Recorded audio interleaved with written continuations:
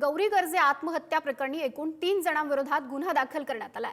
अनंत गर्जे हा अटकेमध्ये आहे तर इतर 2 आरोपी हे फरार आहेत। अनंत गर्जेसह त्याची बहीण शीतल गर्जे आंधळे आणि भाऊ अजय गर्जे अशा दोघांवरती गुन्हा दाखल करण्यात आलेला आहे। डॉक्टर गौरी गर्जे आत्महत्या प्रकरणामधील मोठी अपडेट, अनंत गर्जे अटकेमध्ये आहेत तर 2 अजूनही फरार आहेत। अनंतची बहीण शीतल आणि भाऊ अजय गर्जेवरतीही गुन्हा दाखल करण्यात आलेला आहे।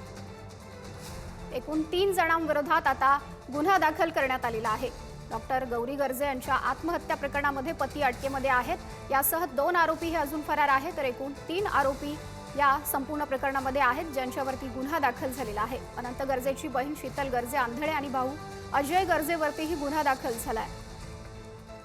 अधिक जाणून घेऊयात, प्रतिनिधी नंदकिशोर गावडे आपल्याशी जोडले गेलेले आहेत। नंदकिशोर, या सगळ्याबाबतची अधिकची माहिती।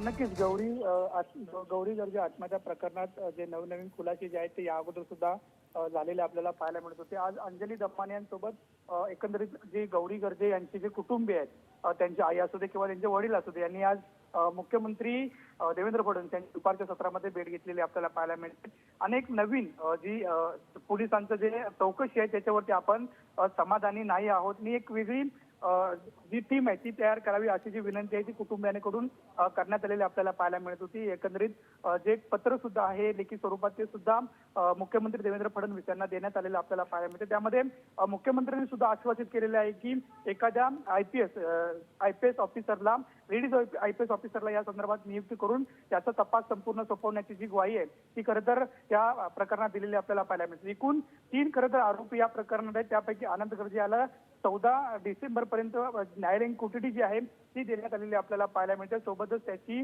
बहीण आणि त्याचा भाऊ जो आहे त्याच्यावरती सुद्धा गुन्हा नोंद आहे, मात्र त्यांना अद्याप ही अटक झालेली नाही। ही अटक व्हावी ही प्रमुख मागणी घेऊन काल संपूर्ण कुटुंबीय खरं तर दिवसभर वरळी पोलीस स्टेशनमध्ये बसून असलेलं आपल्याला पाहायला मिळते। ते अद्याप ही फरार आहेत, त्यांना कुठेतरी अटक करा अशा पद्धतीची मागणी अजून सुद्धा कुटुंबियाकडून केली जात असलेली आपल्याला पाहायला मिळते। नंदकिशोर, धन्यवाद या दिलेल्या सर्व माहितीसाठी।